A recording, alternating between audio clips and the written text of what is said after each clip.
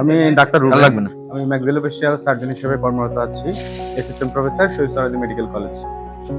তো এটা মুখের ক্যান্সার একটা রোগ, এগুলো যেটা খুলে মুখের একটু খুলে ক্যান্সারের পাশাপাশি মুছে ফেলো, সামনের এখানে চোয়ালও তেমন আক্রান্ত আমাদের ছিল। কাজ নেই।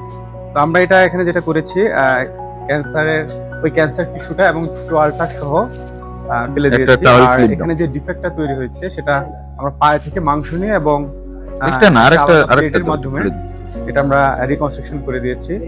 তো এই চোয়ালের সামনের অংশ যে প্রতিস্থাপনের যে পদ্ধতি, এটা কুমিল্লা এই প্রথম হচ্ছে। ডাক্তার মোহাম্মদ কামরুজ্জামানের নেতৃত্বে আমরা এই অপারেশনটা কুমিল্লা ট্রমা সেন্টারে সম্পন্ন করেছি। রোগীর জন্য শুভকামনা রইল। কুমিল্লা ট্রমা সেন্টার, আপনার স্বাস্থ্য সঙ্গী, সব সময় আপনার পাশে।